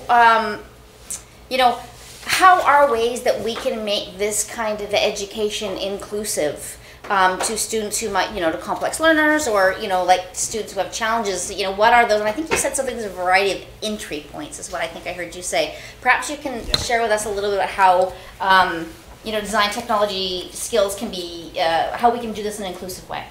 So I think part of the thorny issue of that is that how we design our learning environments. So some kids are very hands-on and tactile. Some kids like to sit at a desk and write. So I think through this curriculum, We have the ability with technologies and with makerspaces and building and being able to show learning differently. I think is a way we can do it. You know, Hattie talks about making learning visible. So, you know, with the technologies that we have in NLPS, a student no longer has to write a report on something they're passionate about or what they're doing in science or even a different inquiry. They can very easily, in an iPad app called Clips, which is absolutely amazing, they can document their learning in visible ways and in ways that work for them. You know, and the great thing that I found, I've worked in another school district as well, but in NLPS, we have a variety of diverse tools. And we have the support from Learning Services to go in and make makerspace bins. We have iPads in classrooms, we have Chromebooks in classrooms, but we also have a desire to really differentiate instruction and use some of those tools that we have. And a lot of that is up to the teachers, and to, you know, echo what Bill was saying, that, you know, technology or different ways of learning is sometimes a pretty steep thing to jump into. So the roles that we have in the district are there to support that. And we also are working on a very scaffolded approach to the technology tools that we use.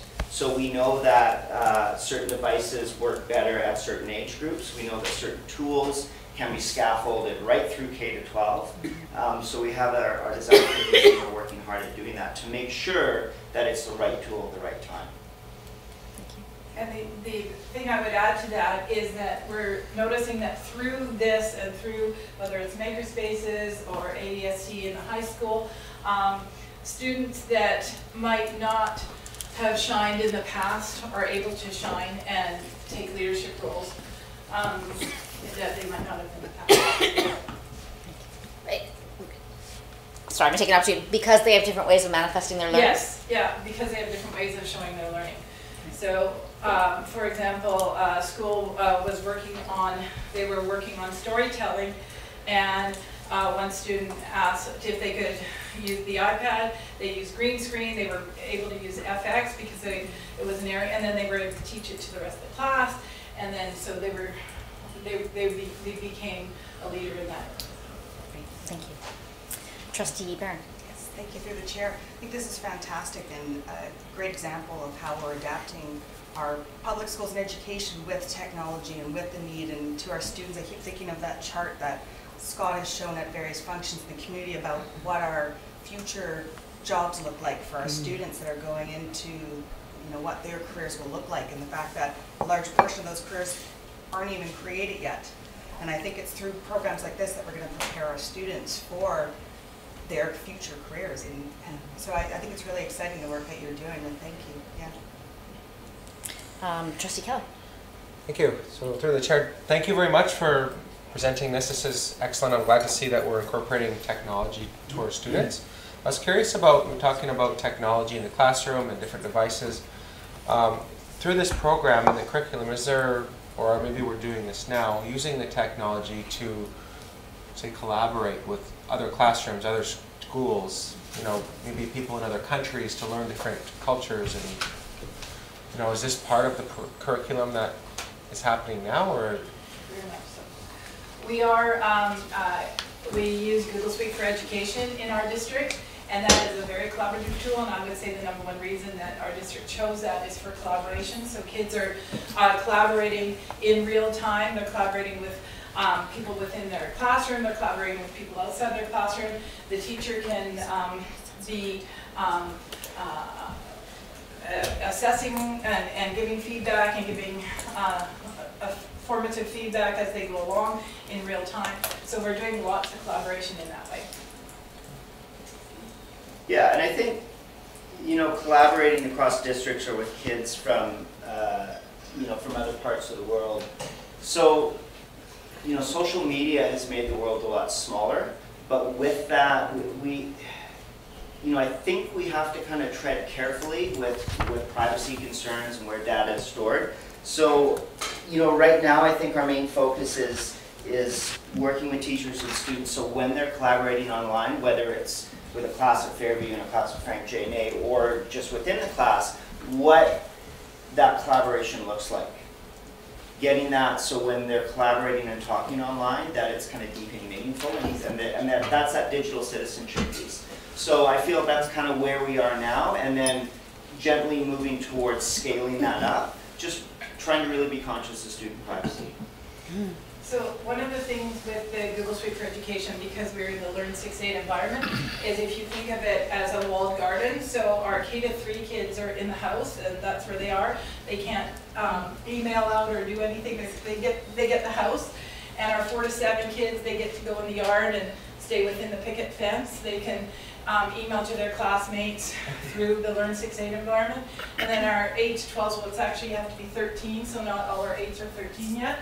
But when they turn 13, they can then play in the neighborhood. But as Steve said, it's still a closed environment. But we do still use, like through Skyping of authors and different things. But we had a student from Randerson who was in Kuwait, and they were part of a competition, and they were going to miss the competition, so they used Skyping to come in and be part of that team. So we're trying. Yes, Superintendent. Yeah, I just want to thank both Steve and Val for a great presentation, and including a reference to Hattie. Brilliant, well done. Not missed. And, you know, keeping your language at a level that we can almost understand. I've always been challenged by you two in that way. These guys are perfectly positioned to help our teachers. Think about elementary teachers that are essentially generalist teachers, and really struggling with some of this stuff. So these guys are building capacity in our teachers to do this work around design thinking and computational thinking, and well done. We got the right people in the right positions. So thank you. And I believe Trustee Robinson actually had a... Yeah, just a comment I'd like to make. I've been involved in this district for, I think, about 13 years as an outsider, 3 of those years helping to develop and present a program out of what was called Malaspina back then, and then the Our Hidden Heroes program that I did. And through all of that, I got into most every classroom. And I was really proud of what I saw through those years. Then I became a trustee 7 years ago, and I've got a closer look at what is going on in this district. And I have got prouder and prouder and prouder as each year goes by. But tonight, I am so freaking proud of this district and what we're doing, what we saw from our students. And the presentation, 2 thumbs up, my good friend, Ms. Robinson. And what you guys are talking about is, yeah, give me another year and I'll really follow what you're talking about, but I get the idea of how important it is. So thank you for being a part of that, and you've made me a very happy man and a very proud man. So thank you for being successful guinea pigs. Yeah, thank you. I think you did an excellent job. And I will say, I appreciate Learning Services over there. I know I can't see you guys, but I will express appreciation for you putting the effort to embed the presentations into the learning efforts that our school district does. I mean, I know that our teachers are amazing and educate in ways that are not necessarily apparent to non-educators, and I feel like that's what you've made explicit. So I really appreciate the efforts in making this presentation more complex and choosing the right people to do that, but I feel like I gained a lot from your efforts, so thank you. Thank you. Yeah.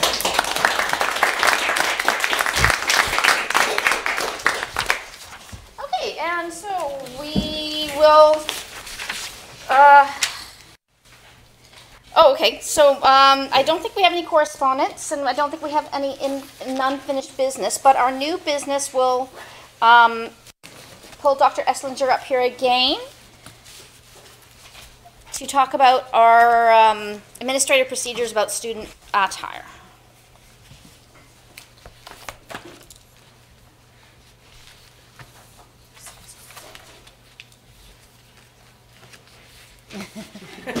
Run. As riveting as we are, we don't expect you to stay.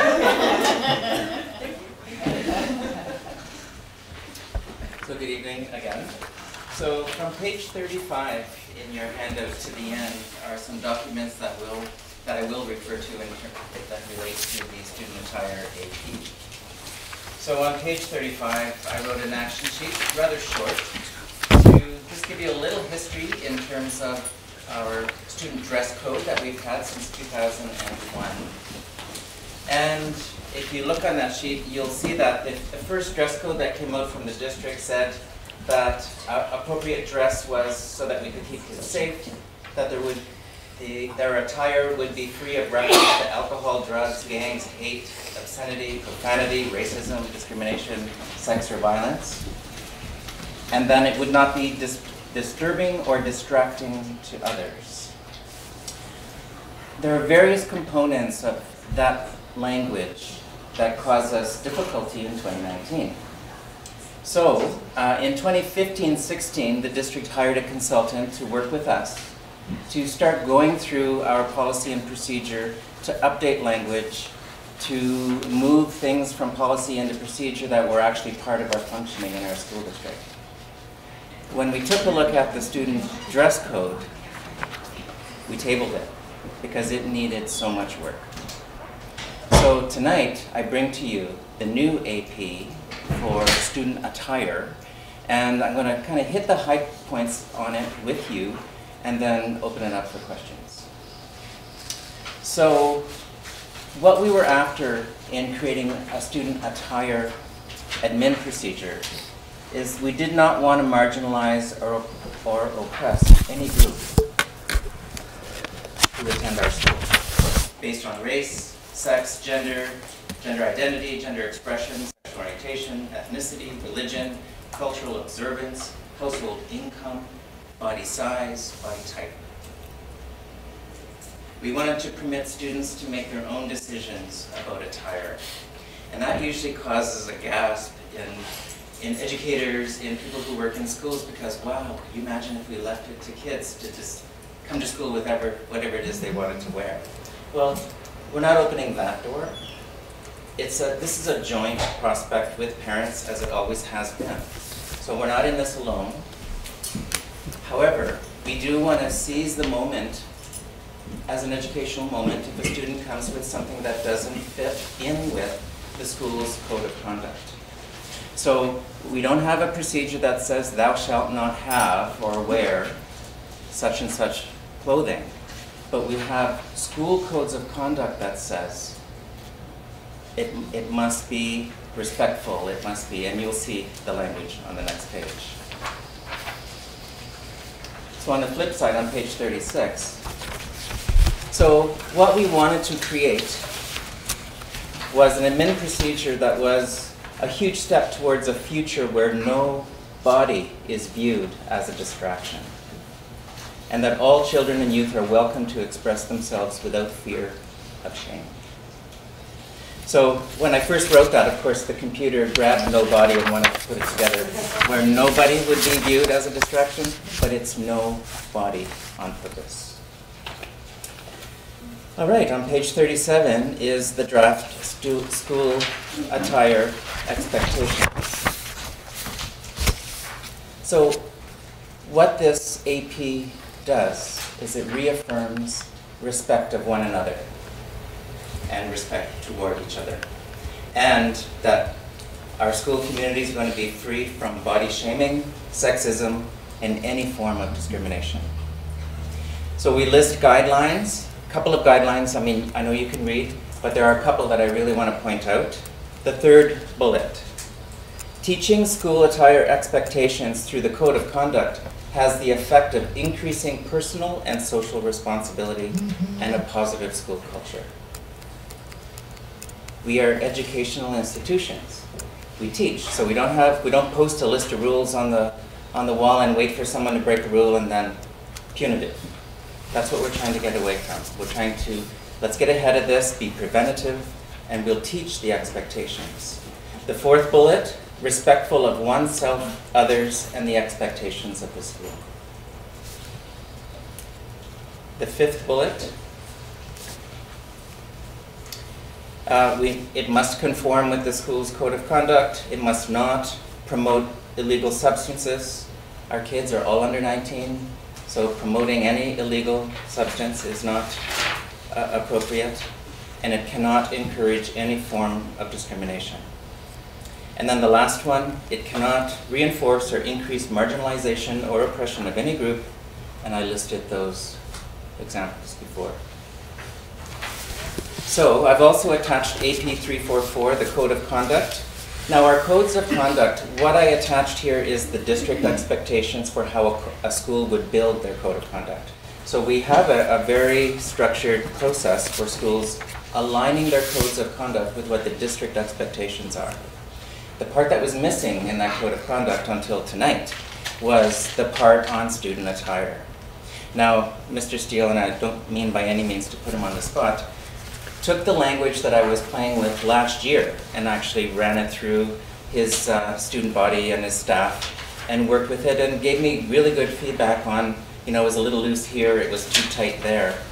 And so once I got that, I sent it out to schools and I asked principals to have a look at it with their packs at their schools. I got some feedback.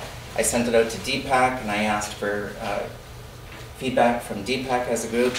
I got some feedback there. I took it to Safe Schools Committee, got some feedback there.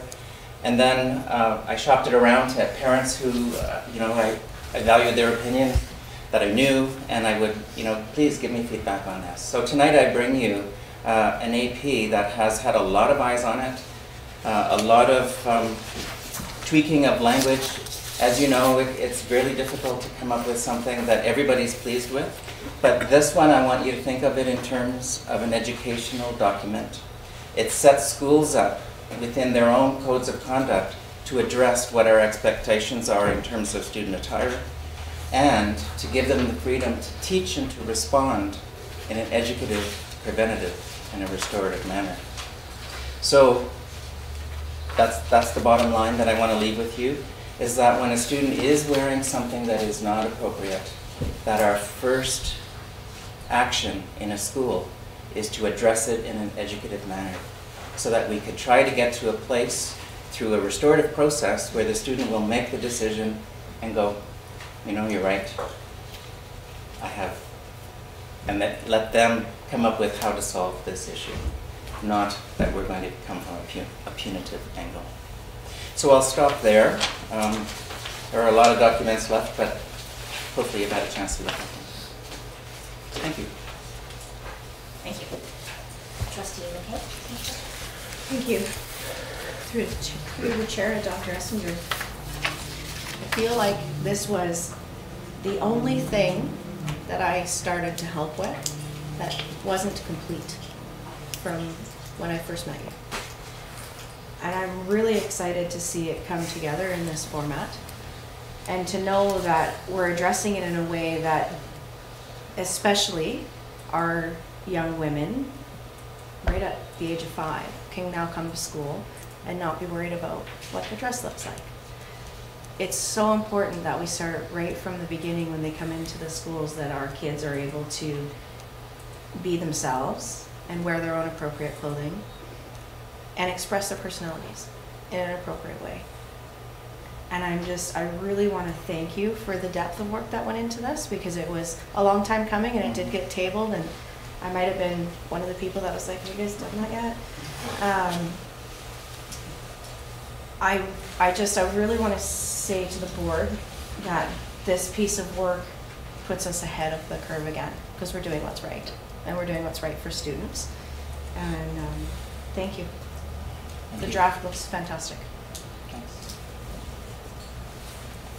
Trustee Brasovich? Thank you. I concur that the draft looks fantastic. I completely 100% support it. My question would be, and this is not a criticism, this is something that has been evolved in my own thinking over my first 5 years as a trustee. I agree we don't need, I can understand why you're not recommending that we do a formal actual policy on dress as some districts do. But I wonder, when you showed this to the Safe Schools Committee, if there was any thought to adding a line or a word or something, some kind of addition to our inclusion policy, particularly around nobody, where we say nobody is viewed as a distraction. If that were to be reified in policy, that would help us get there quicker. Because I guess could be my legal training, as a former advocate. Policy is like, these are the rules, this is the way it is, our broader values and procedures are how we're going to implement them. And I'm just wondering, do we have something in our policy, have we got enough in that policy that we've also sort of made it, that it hints at, that it leads to, that we see the connection through? Am I making any sense? Absolutely, through the chair. I think we have something more than hinting at it in our policy. We have an inclusion policy that addresses any kind of discrimination. Okay. So I would, I don't mean to be hasty in my response, but I think any response that is discriminatory in any way, if it's body shape, body size, or income, or any of those areas, that our inclusion policy will address that. Okay. Linked to that is the school's code of conduct, which is linked to the inclusion policy. We've tied them all together. Okay. So they all support one another, and I think we're really on solid ground. Okay. Can I ask a question, please? I have a feeling, yes, Trustee Higginson. Hi. Thanks for all the work on this. I really appreciate it. I know it's been a topic of conversation, not just in our district, but provincially.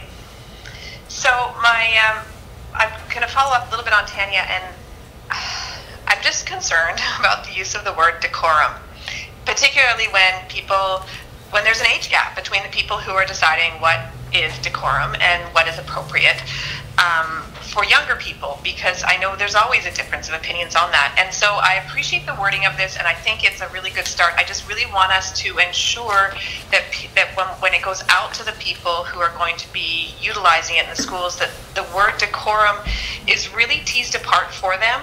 And also, I do love the line, where no body is viewed as a distraction. And I would really, is it in the purpose? I didn't see it in there, and I think it should be in the actual AP school attire expectations so that people understand that. Last year there was an incident in a school where a young female student came in dressed essentially as what a pop star was wearing in the music video that was popular at that time. And she, her teacher was uncomfortable. Another female teacher was told to talk to her and tell her that it was totally inappropriate what she was wearing, and asked her to cover up. And so when students are receiving one message from pop culture, and another message in school, I just want to make sure that we're really careful on that line and creating a place where that can be addressed. Okay. Do you want to respond to that? Or? Through the chair, a brief comment. It would be, being an admin procedure, this is a document, this is a procedure to guide our principals. I believe our principals know very well the expectations placed upon the students and the age of the students in the schools that they serve. In addition to that, every fall we get together as senior admin and our school principals, and we talk a lot about the things that are front and foremost in our minds. This AP will be one that we talk about in August, and at any time, if principals have questions about vocabulary, they can certainly ask. But I do like your idea about just in this AP to include a definition of decorum. That is absolutely something that we can do just to make sure that it is clear. Can I just follow up quickly? Mm-hmm. So I appreciate that the conversations are happening with the principals, but one of the things I also really appreciate is how much our teachers handle themselves in the classroom without this information even getting to principals. And so I feel like this needs to go out not just to principals, but to the people in the classrooms who are going to be dealing with these issues. They don't send students all the time to the office because of something that they perceive to be happening in the classroom. They deal with it themselves. And so ensuring that all of our, frontline staff are aware of how it is that we would like students to be treated for the way that they dress in the schools, I think is a very important step. Through the chair, I absolutely agree, and it's my omission in my explanation tonight about the stakeholder groups that I passed this through. My first one was principals. My second one was to ask principals to bring it to their teaching staff, all their staff, and to have that conversation. So they certainly were included, and you're absolutely right, their voice is essential. Thank you. Well, and just also in getting it out to them so that they understand and know it and have it and can ask those questions themselves. Like, hey, well, what is decorum in my classroom? How do I view it? How do we view it as a staff? I just think that it's a really important conversation. I'm on, sorry, Trustee Barron, you're next after me because I am on the list. Following the two previous comments from Higginson and Bronovich, I'm torn. I recognize that making an explicit statement about, you know, how you so incredibly beautifully put it versus what I feel like you've done, which is kind of leave outdated sexist values behind. And you've kind of just moved on. And I love that. Well, I am hopeful that that is indeed a reflection of, if not where we're at, where we're going to be. So I hear the desire to make a statement, but I'm also, you know, I'm ready to let it go. Just to put that out there, I don't have a right answer. I am also concerned because I recognize the challenge that people have, and that oftentimes that this is going to be teachers and, you know, principals, but people in the schools are going to be having to have these conversations, and that having conversations sometimes some topics can be uncomfortable, and when we feel uncomfortable, we may not handle those conversations as well. And so I'm really hoping that we have lots of efforts to have the spirit of this in the way that I feel like you very beautifully have communicated. I'd love to hear, or like at least have to make clear that I want that spirit to have concerted effort to have that filtered down, because it is nuanced but lovely. So I think the question has been asked. I'm not going to ask it again. I'm just going to express, like, I really hope this gets filtered down, and that we give space to allow conversations around how to have these conversations. As someone who does, you know, like sex education, it's often the parents and the adults are the most uncomfortable talking about these things, but when you give them the language and the role modeling about how to have those conversations, all of a sudden they're a lot easier. So that would be my only piece of feedback. I'm kind of tough to please, but I think this is a beautiful piece of work, so I really appreciate it. Thank you. I know when I heard this was coming, I was like, oh God, what's going to come what's going to come forth? But yeah, I felt nice. Thank you. I did it. Nice. Warm and fuzzy. Stephanie's laughing because she knows I'm not a warm and fuzzy person. So, Trustee Barron, can you get me out of this? Through the chair, I just thank you for the great work around this. I agree with Charlene, Trustee McKay, her comment around this is moving our district ahead, and it's a really positive step. So I really appreciate. One thing in particular I'm happy to see gone is the disturbing or distracting comment in the old version. And I just want, the one comment that I want to make is that I'm really happy to see us explicitly stating in this administrative procedure the traditional culture attire should be respected and worn as deemed appropriate by the group to which it belongs. Specifically putting in here that schools must attempt to accommodate diverse cultural attire in all circumstances. I know I'm reading off a piece of paper, but I think that that is a very powerful addition to our school attire expectations to ensure that we are allowing our diverse students to all be part of our schools. And so I appreciate the explicit comment that's put in there to allow our schools to be welcoming for all students and cultural backgrounds. So thank you. Yeah. Thank you. Through the chair, if I may. A lot of talk around how to phrase that in a way to address what we're getting at without being negative, like without saying do not, or we won't stand for, or tolerate, or so. and it's not me. There are a lot of people who had input into this, and a lot of districts who don't know they've had input but had input through their codes of conduct and their student attire. Thank you. Just one final comment from my experience is that when this procedure is tied to our code of conduct, the work around code of conducts in our schools is very holistic, I think. And I think that that's where this filters down from our from our board to our senior management to our principals, who then sit with their staff, their parents, their students, and create that code of conduct. That's where those conversations are going to happen, so that it is clear what the expectations are. And I think that that's a lot of work that has happened with a lot of different aspects of the code of conduct, everything from bullying to now this.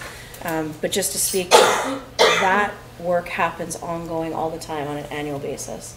And so I think it's just something that will regularly keep occurring. I'm very confident that that work will continue. If I may comment, if you have a look on page 39, this is the district's format for schools creating their school-specific codes of conduct. You'll see there are two sections on that first page, one called content elements and the other one called process elements. Content talks about what we expect to see, some standard pieces in every code of conduct, and it covers human rights, etc. If you look at process elements, the very first one says, in the development of the code of conduct for your school, involve students, parents, and staff in the development and the review of your code of conduct. So it's written right into our district expectations of how schools create their school-based codes of conduct. That's a nice distinction between process and content, by the way. That's like awesome therapy move, and I love that. I'm kind of concrete in my thinking. Okay. Alrighty, just Trustee Hill. Through the chair, just a quick question more than anything. So the way that I read this is each school is given some general guidance on how to create their code of conduct. But there's also guidance that says align the codes of conduct. So how do you see that working when each school spent the time to consult with its staff, students, parents, and then big picture trying to align it as well? Yes. So, that's talking about consistency across the district, but also, potentially even how do we deal with, from a student perspective, so consistency between staff. So they may have a number of teachers they're working with, and some staff may view things differently. Through the chair, you've hit on a goal, and it's certainly going to take a while for us to get there. So last July was our first attempt at alignment, and we brought a group of schools, or two groups of schools together, two separate nights, and we reviewed the district's expectations for codes of conduct, and then had people talk about their codes of conduct. That's our first step on alignment across schools. The goal on this alignment piece is that when you leave elementary school and head on to your neighborhood secondary school, that the alignment between the codes of conduct K to 7, I mean, they'll be somewhat different, but they will align with what's expected 8 to 12. So that's the goal, and that's something for us to work toward. Seeing no further comments, looks like thank you for your time. Thank you very much. Agenda already. Any questions? Yeah, Trustee Keller? Are we looking for a motion? No, I believe, and correct me if I'm wrong, but since it's oh God, what is that called? AP. But what does that stand for? Academic procedure. Administrative procedure. That is not a board thing to approve. We approve policy. They do how we're going to do it. That's my understanding. That's correct. Great. Thank you. Pardon? And we're in committee. Yes. No. Good learning. Okay. It's everything is a moment for education and learning. Okay, any questions that have been brought forward? I don't believe so. No? Alrighty, then I will seek a motion to adjourn at 8:19. Look at that, Trustee Brovich moves incredibly fast, and McKay seconding that one. Are there any objections? Seeing none. I really all want to approved? hang out on the phone for another few hours. Can we just keep it? Can we just hang out for a few more hours on the phone? I tell you what, I will leave the phone on and we're gonna go.